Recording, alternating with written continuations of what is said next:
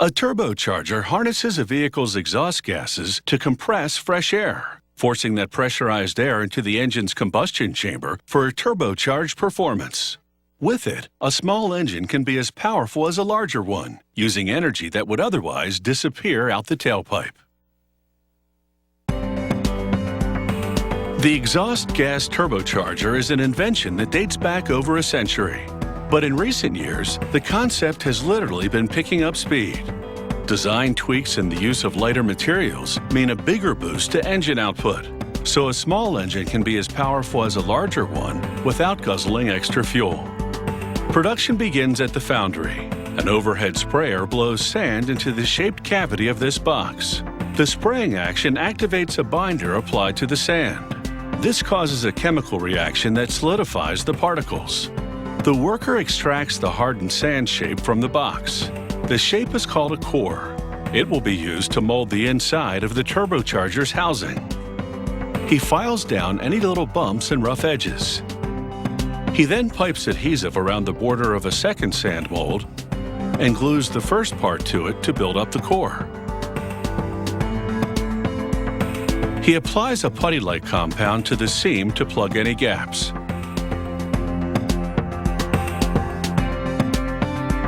Meanwhile, another worker uses a different technique to make smaller cores. He rocks the box, and this causes sand to flow into a shaped cavity. The sand has been mixed with heat-sensitive chemicals. He aims a flame at an opening in the box as burners warm it from the sides. This triggers a reaction that hardens the sand inside so it takes the shape of the cavity. The result is another, smaller turbocharger core. These snail-shaped sand cones are now ready for casting. He places the cores in a mold which is also made of hardened sand.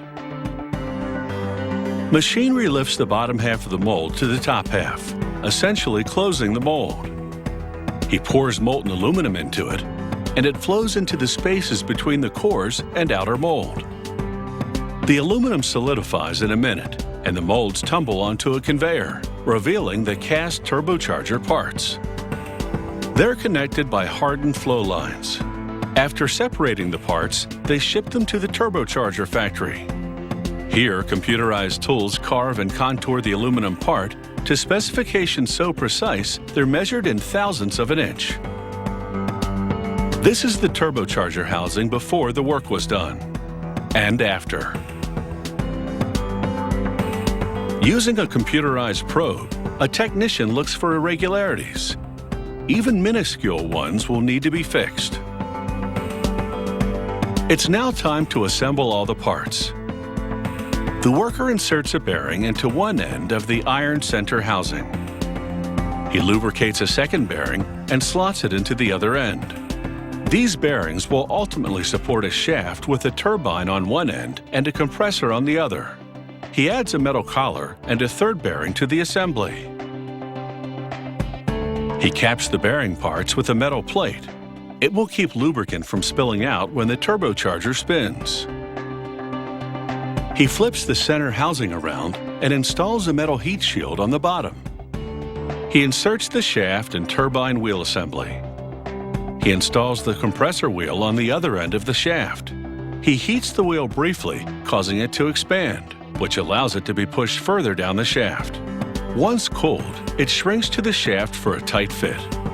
Next, a machine called a vibration sort rig spins the compressor at a high speed as a computer analyzes it for vibrations.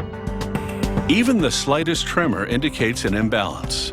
The computer also detects the source of the problem so it can be fixed. He grinds the compressor nose ever so slightly to balance the part. He now nestles the compressor into the curled aluminum housing. It's a shape that's designed to funnel air into the engine. He secures the compressor to the housing with a metal ring. He fits the turbine end into its housing. It too has the distinctive curl to pipe the exhaust gases in the right direction. A blast of air now simulates the effect of those exhaust gases, spinning the turbine to power the compressor. It takes about 15 minutes to build one of these turbos.